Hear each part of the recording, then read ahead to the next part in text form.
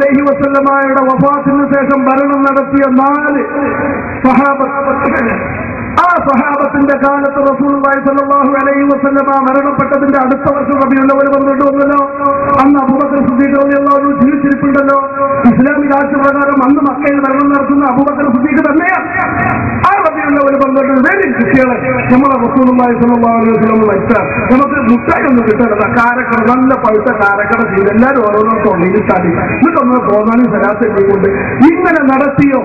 ഈ 4 സ്വഹാബാക്കളുടെ ഭരണകാലത്തിന് ഏതെങ്കിലും ഒരു റബീഉൽ അവ്വൽ വന്നിട്ടില്ല. ചോർന്നു പോയിട്ടില്ല മൗലവി, ചോർന്നു പോയിട്ടില്ല, വരുന്നുള്ളൂ, ചോറ് പോയിട്ടില്ല.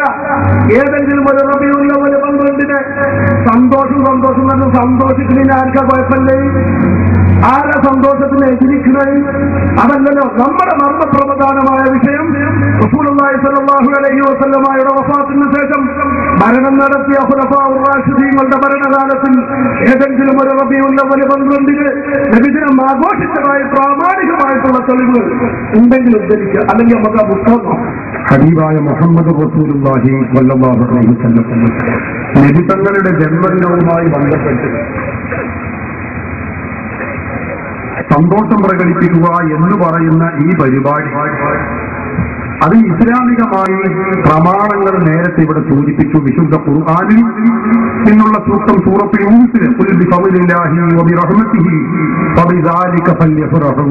അല്ലാഹുവിന്റെ ഫദ്ല് കൊണ്ടും അല്ലാഹുവിന്റെ റഹ്മത്ത് കൊണ്ടും സന്തോഷം പ്രകടിപ്പിക്കണം എന്ന് വിശുദ്ധ ഖുർആൻ പഠിപ്പിക്കുന്നു. ഈ പറഞ്ഞ റഹ്മത്ത് ഫദ്ല് എന്നതുകൊണ്ട് വിവക്ഷിക്കുന്നത് സയ്യിദുനാ മുഹമ്മദ് റസൂലുള്ളാഹി സ്വല്ലല്ലാഹു അലൈഹി വസല്ലം തങ്ങളാണ് എന്ന് പറയുന്ന തഫ്സീർ ബഹുമാനപ്പെട്ട ഇബ്നു അബ്ബാസ് റളിയല്ലാഹു അൻഹുവിൽ ഉദ്ധരിക്കുന്നതായി തഫ്സീർ ദുറുൽ മൻസൂർ, റൂഹുൽ മആനി, ബഹറുൽ മുഹീത്ത് പോലെയുള്ള തഫ്സീർ ഗ്രന്ഥങ്ങളിൽ നമുക്ക് കാണുകയും ചെയ്യും. അപ്പൊ വിശുദ്ധ ഖുർആൻ തന്നെ പഠിപ്പിച്ച ഒരു കാര്യമാണ് സന്തോഷം പ്രകടിപ്പിക്കണം. നബി സല്ലല്ലാഹു അലൈഹി വസല്ലം തങ്ങളെ കൊണ്ട് സന്തോഷം പ്രകടിപ്പിക്കണം എന്ന കാര്യം. അതിന് പുറമെ നബി സല്ലല്ലാഹു അലൈഹി വസല്ലം തങ്ങൾ തന്നെ തന്റെ ജന്മദിനത്തിന്റെ പ്രത്യേകത വിളിച്ചറിയിക്കുകയാണ്.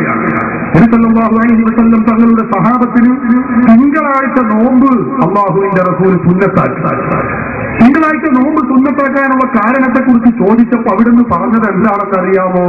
ഫീഹി ഉദിത്തു, അന്ന് എന്റെ ജന്മദിനമാണ്. അപ്പൊ എന്റെ ജന്മദിനത്തിന് പ്രത്യേകതയുണ്ട് എന്നാണ് അല്ലാഹുവിന്റെ റസൂൽ നമ്മെ പഠിപ്പിച്ചിട്ടുള്ളത്. അതിനൊക്കെ പുറമെ ഇമാം ത്വബറാനി, ഇമാം ബൈഹഖി ഉദ്ധരിക്കുന്ന ഹദീസ് ബഹുമാനപ്പെട്ട ഹാഫിദ് ജലാലുദ്ദീൻ സുയൂത്തി റഹിമഹുല്ലാഹ് ഉദ്ധരിക്കുന്നു. അല്ലാഹുവിന്റെ റസൂൽ നുബുവത്ത് കിട്ടിയതിന് ശേഷം ഒരു ആട്ടിനെ അറുത്തുകൊണ്ട് തന്റെ ജന്മത്തിൽ സന്തോഷം പ്രകടിപ്പിക്കുകയാണ്. ഇമാം സുയൂത്തി റഹിമഹുല്ലാഹ് ഇത് രേഖപ്പെടുത്തി വിശദീകരിക്കുകയാണ്.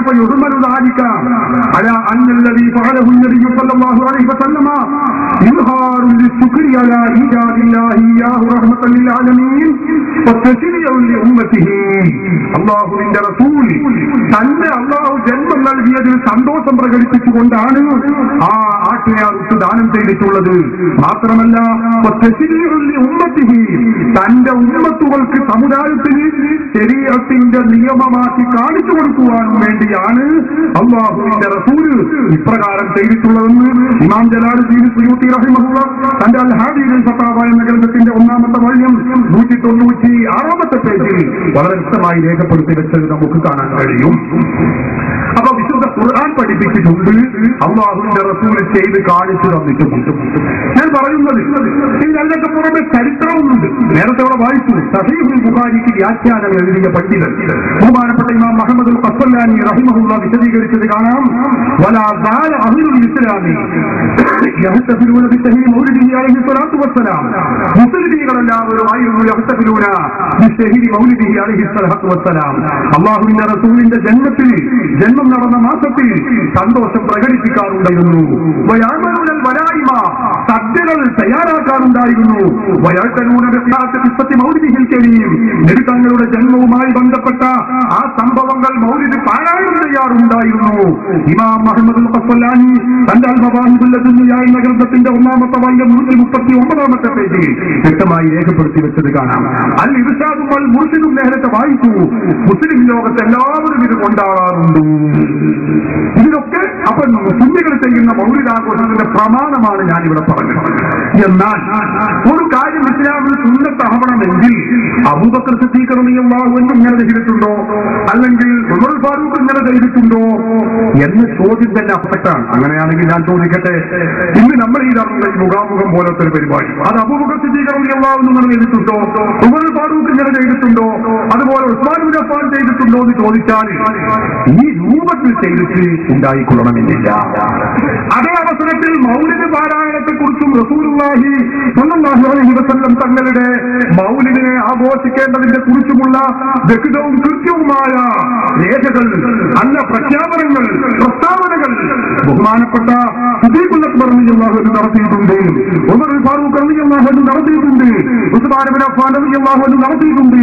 മൗലിദിന്റെ മൻ അഹ്യാ ലൈലത മൗലിദിഹി സ്വല്ലല്ലാഹു അലൈഹി വസല്ലം, അല്ലാഹുവിന്റെ റസൂലിന്റെ ജന്മം നടന്ന ആ റബീഉൽ അവ്വൽ 12-ാം രാവിനെ ആരെങ്കിലും ജീവസുറ്റമാക്കിയാൽ, അന്നാരെങ്കിലും നല്ല അതിനെ സന്തോഷിച്ച് നല്ല വസ്ത്രങ്ങൾ അണിഞ്ഞാൽ, ബഹുമാനപ്പെട്ട സിദ്ദീഖുൽ അക്ബർ റളിയല്ലാഹു അൻഹു പറയുന്നു, ഉമർ ഫാറൂഖ് റളിയല്ലാഹു അൻഹു പറയുന്നു, ഹബീബായ റസൂലുള്ളാഹി സ്വല്ലല്ലാഹു അലൈഹി വസല്ലം തങ്ങളോടുകൂടെ, സാലിഹീങ്ങളോടുകൂടെ, സുദീഖീങ്ങളോടുകൂടെ സ്വർഗ്ഗത്തിൽ അവരെ ഒരുമിച്ച് കൂട്ടപ്പെടുന്നത് ബഹുമാനപ്പെട്ട സയ്യിദുനാ ഉമർ ഫാറൂഖ് റളിയല്ലാഹു അൻഹു, സയ്യിദുനാ അബൂബക്കർ സിദ്ദീഖ് റളിയല്ലാഹു അൻഹു വളരെ വ്യക്തമായി കൃത്യമായി പറഞ്ഞത് നമുക്ക് കാണാൻ കഴിയും. അപ്പോ അവരാരും ഇതിനെ തിരസ്കരിച്ചിട്ടില്ല. ഇതൊക്കെ ചെയ്യണം, നല്ലതാണ്, പുണ്യകർമ്മമാണ് എന്ന പ്രസ്താവന തന്നെയാണ് അവരൊക്കെ പറഞ്ഞിട്ടുള്ളത്. അതല്ലാതെ ഇന്ന് കാണുന്ന ഈ രൂപത്തിൽ കുട്ടികൾ ഈ കൊടി പിടിച്ച് ഇങ്ങനത്തെ കൊടി പിടിച്ച് റസൂലുള്ളാഹിന്റെ കാലത്ത് പോയി ചോദിച്ചാൽ അതിപ്പോ ഞങ്ങൾ എന്താ പറയാ, ഈ മൈക്കയിൽ ഇതുപോലത്തെ ഒരു പരിപാടി നടത്തിയിരുന്നോ എന്ന് ചോദിച്ചാൽ അപ്പൊ ഈ ശൈലിയിലാണ് ഏറ്റ വ്യത്യാസമുള്ളത്. റബീഉൽ അവ്വൽ മാസത്തിൽ ആഘോഷിക്കണമെന്ന കാര്യത്തിൽ, അതിനെ ആദരിക്കണമെന്ന കാര്യത്തിൽ, അതിന് സന്തോഷിക്കണമെന്ന കാര്യത്തിൽ യാതൊരു സംശയവുമില്ല. ഇമാം ഇബ്നു ഹജർ അൽ ഹൈതമി റഹിമഹുല്ലാഹ് തന്റെ അൽ-ഉൽമത്തുൽ കുബ്ര അൽ ആലം ഫീ സയ്യിദി ഉൽദി ആദം എന്ന് പറയുന്ന ഗ്രന്ഥത്തിന്റെ 13-ാമത്തെ പേജിൽ വ്യക്തമായി ഇത് രേഖപ്പെടുത്തി വെച്ചത് കാണാൻ കഴിയും. മുജാഹിദ് ജമാഅത്ത് പോലത്തെ ആളുകൾക്ക് നമ്മുടെ മക്കളെ